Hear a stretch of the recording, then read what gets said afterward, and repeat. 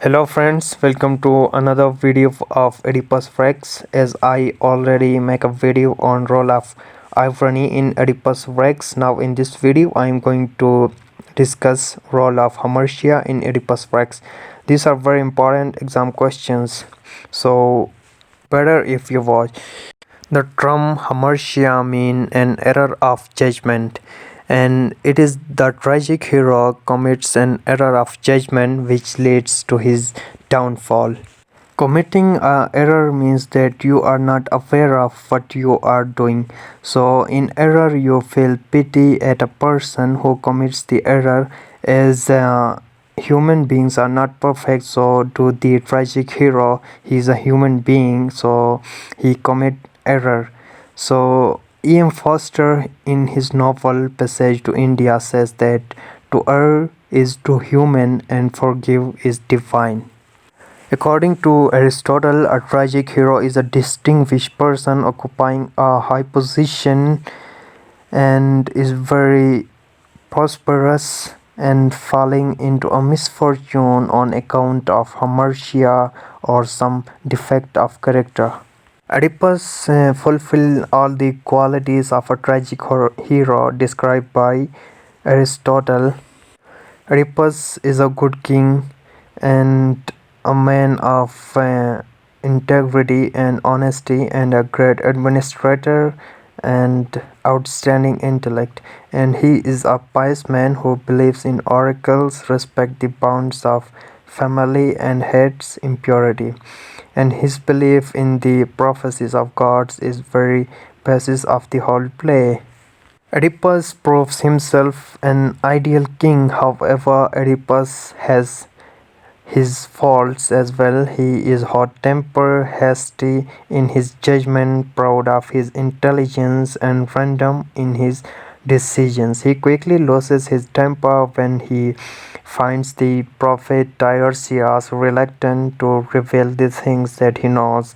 He jumps to the conclusion that Tiresias and Creon have hatched a conspiracy against him.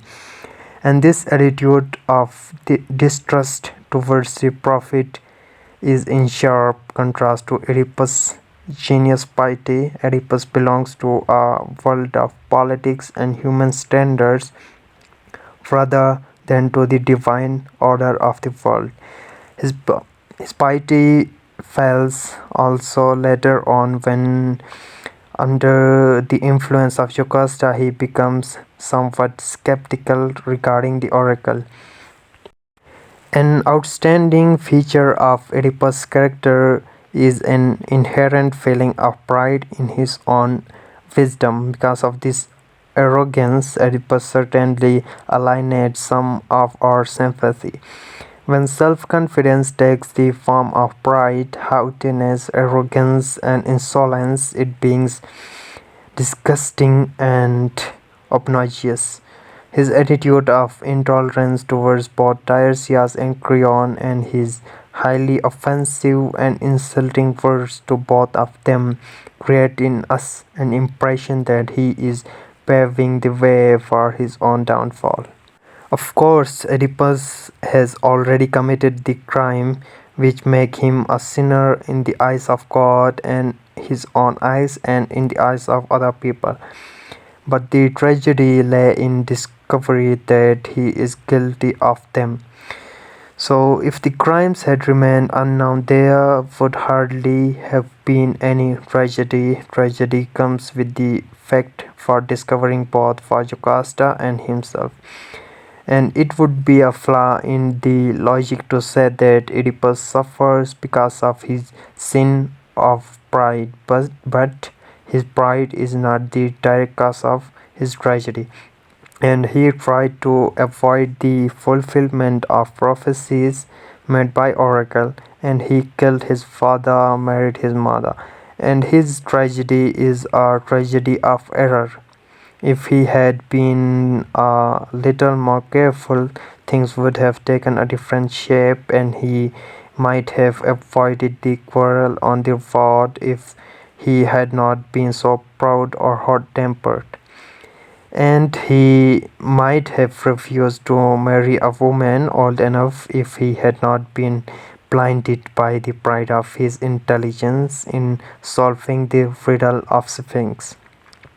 But when the prophecies of Oracle would have been fulfilled in some other way, nothing could have been prevented their fulfillment. Pride has little to do with the Oedipus killing his father and marrying his mother.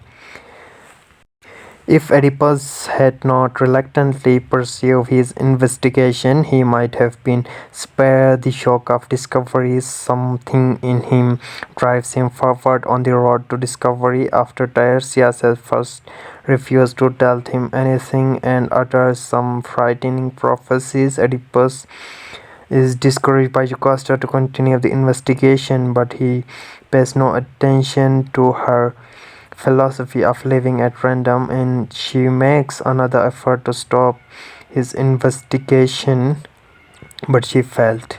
And Theban suffered two tries, but in vain. And it is this insistence of truth on the truth that leads to discovery, in which lies the tragedy. In Oedipus, we see the helplessness of man in the face of circumstances and his essential greatness. The manner in which Oedipus blinds himself after realizing his guilt and in which he endures his punishment frees him in our eyes. So the spirit of Oedipus remains unconquered even in his defeat, and that is essential fact about tragic hero.